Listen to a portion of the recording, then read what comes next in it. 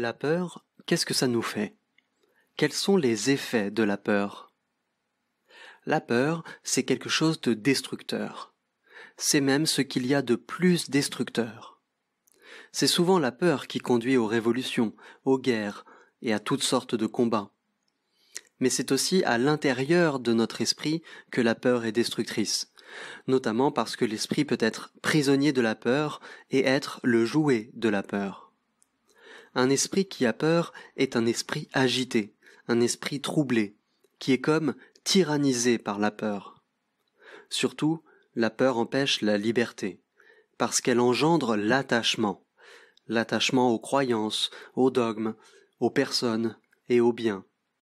Lorsque la pensée est accompagnée de peur, l'esprit s'attache à des croyances. Pour fonctionner normalement, sainement, il faut se sentir totalement en sécurité.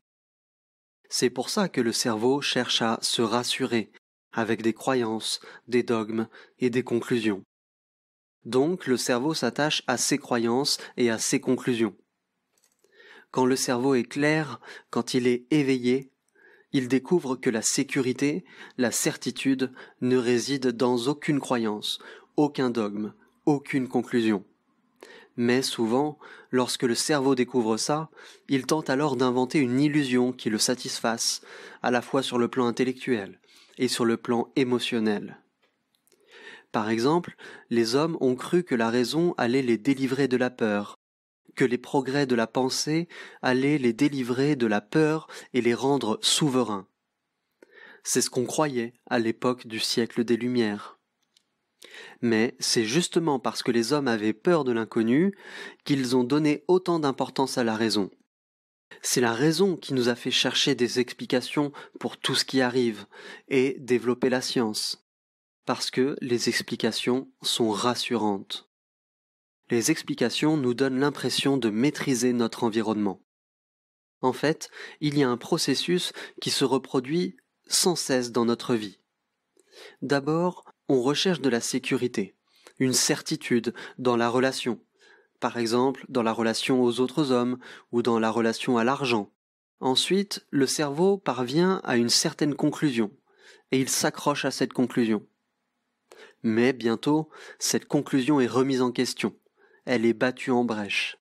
Dans ce cas, l'esprit adopte une autre conclusion, puis encore une autre conclusion, etc. De cette façon, l'esprit s'attache progressivement aux gens, aux idées et aux choses.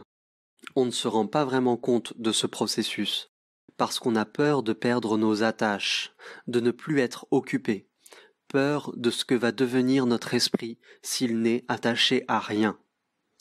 En effet, quand l'esprit est constamment occupé, le fait d'être occupé lui donne de la vitalité, ça lui donne une certaine énergie.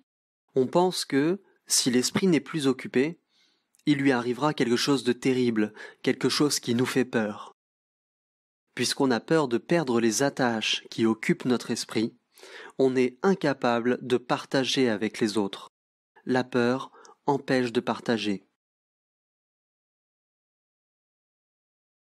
Merci d'avoir regardé cette vidéo. J'espère qu'elle vous a plu. Si c'est le cas, n'hésitez pas à la partager et à la liker. Vous pouvez également laisser un commentaire. Je vous invite à me suivre sur Facebook et sur Twitter. Vous pouvez également me soutenir sur Tipeee. Merci à tous les tipeurs.